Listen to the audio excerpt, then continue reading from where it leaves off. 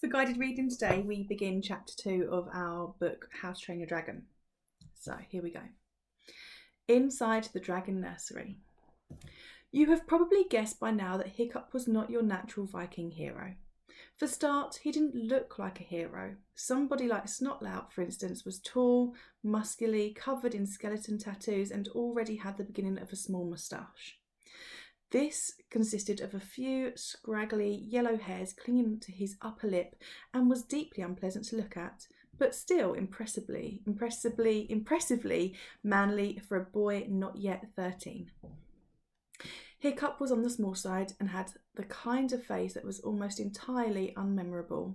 He did have heroic hair, which was very bright, red and stood up vertically however much you tried to wet it down with seawater. But nobody ever saw that because it was hidden under his helmet most of the time. You would never have picked Hiccup out of those 10 boys to be the hero of this story. Snotlout was good at everything and a natural leader. Dog's Breath was as tall as his father and could do amusing things like farting to the tune of the Berk National Anthem. Hiccup was just absolutely average, the kind of unremarkable, skinny, freckled boy who was easy to overlook in a crowd. So when Gobbler blew the horn and moved out of sight to find a comfortable rock to sit on and eat his mussel and tomato sandwich, Snotlout pushed Hiccup out of the way and took charge. "Okay, listen up, boys," he whispered in a menacing fashion. "I'm in charge, not the useless. And anybody who objects will get a knuckle sandwich from Dog's Breath and Durbrain." "Ugh," grunted Dog Breath, pounding his fists together in happy excitement. Dog Breath was Snotlout's chief sidekick and a great big gorilla of a boy. "Bash him, Dog's Breath, to show what I mean." Dog's Breath was delighted to oblige. He gave Hiccup a shove that sent him sprawling headfirst into the snow, then ground his face in it. "Pay attention," hissed Snotlout. The boy dragged their eyes away from Dog's Breath and Hiccup and paid attention. "Rope yourselves together. The best climber should go first." "Well, that's you, of course, Snotlout," said Fishlegs. "You're the best at everything, aren't you?" Snotlout looked at Fishlegs suspiciously. It was difficult to tell whether Fishlegs was laughing at him or not because of his squint. "That's right, Fishlegs," said Snotlout. "I am." And just in case he had been laughing at him, "Bash him, Dog's Breath." While Dog's Breath pushed Fishlegs down to join Hiccup in the snow, Snotlout bossily ordered everybody to rope themselves together. Hiccup and Fishlegs were the last to be tied on, just behind the flushed and triumphant Dog's Breath. "Oh, brilliant," muttered Fishlegs. "I'm about to enter a cave full of man-eating reptiles tied up to complete maniacs." "If we get to the cave," said Hiccup nervously and looking at the sheer of the black cliff. Hiccup put the lighted torch between his teeth to leave his hands free and started climbing up after the others. It was a perilous climb. The rocks were slippery with snow and the other boys were thoroughly overexcited, making the ascent far too quickly. At one point, Clueless missed his footing and fell. Luckily onto Dog's Breath, who caught him by the back of the trousers and heaved him back to the top of the rock again before he brought the whole lot of them down. When they finally made it to the mouth of the cave, Hiccup looked down briefly at the sea pounding the rocks below and swallowed very hard. "Untie the ropes," ordered Snotlout, his eyes popping with excitement at the thought of the dangers to come. "Hiccup goes to the cave first because he is the son of the chief," he sneered. "And if any of the dragons are awake, he'll be the first one to know about it. Once we're in the cave, it's every man for himself. Only the strong can belong."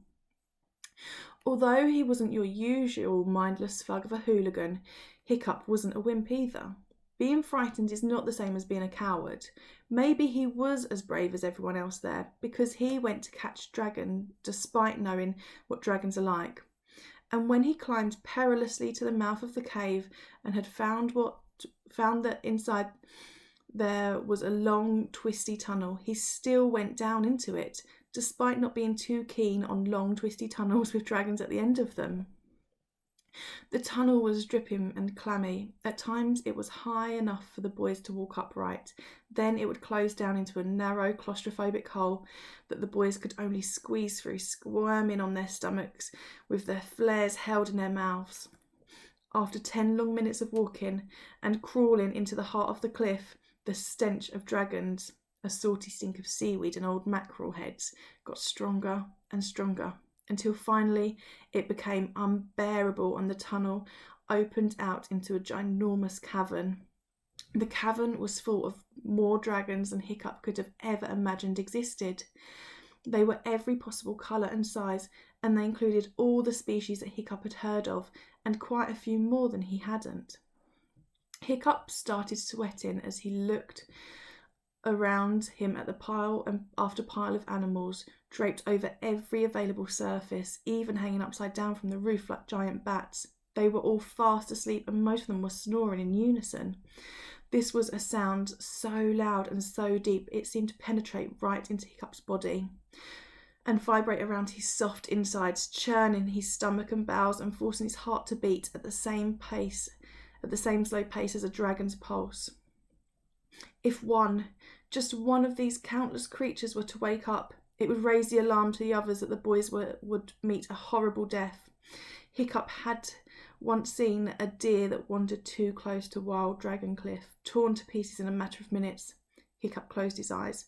"I will not think about it," he said to himself. "I will not." And that's where our story ends for today. But I do have some questions for you to think about and answer before you finish. So, question number 1. What do you think made Hiccup look unmemorable? The reason I'm asking you this is because we're looking at character descriptions in English, and this links really well as a description to describe his appearance. Question number 2. Can you infer how Snotlot was feeling when he took charge? Number 3.